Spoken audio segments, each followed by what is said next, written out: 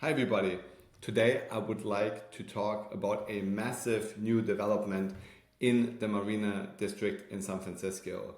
It is the what's called new Safeway project.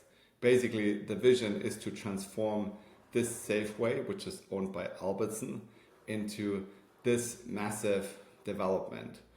This is a highly debated development in San Francisco, and I would love to get your thoughts on if something like this should be approved. So let's break it down. First of all, what is it? It is, what's the plan?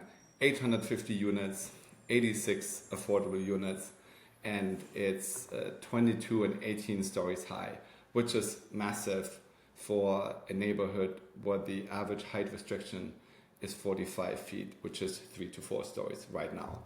And you can see this nicely here in the picture.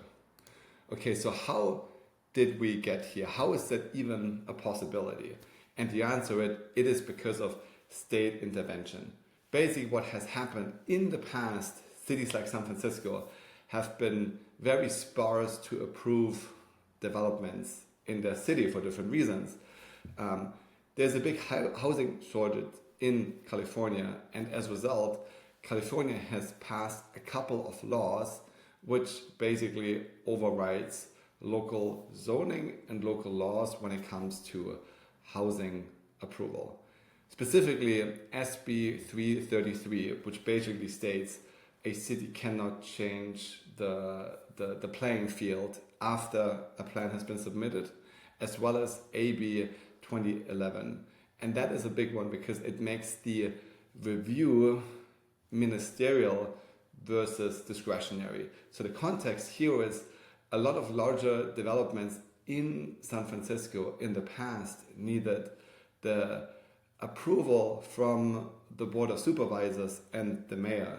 Basically, it was up to their discretion, and the state took that ability away from cities and makes it ministerial, which basically means there's clearly defined standards and set of rules, and as long as these rules are being met, the project is going to be approved. So where is Albertson's development right now? So it is eligible for AB 2011, and it is a ministerial application. So that basically means objective standards. What they haven't done yet is define planning determination as well as building and technical permits. Having said that, all of these are doable. So there is very little to no discretion in it.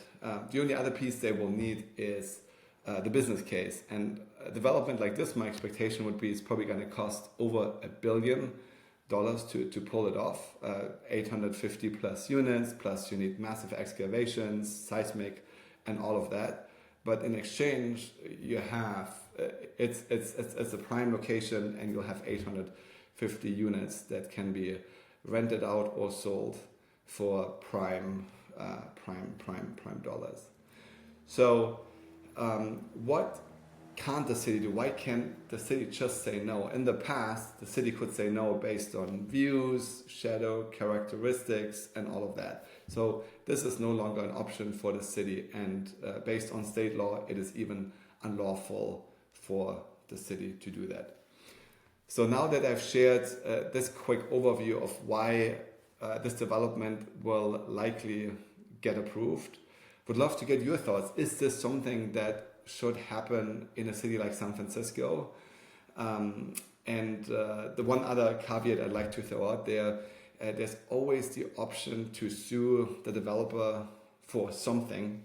Attorneys are very creative, and that will most likely delay the project significantly depending on what the lawsuit is about.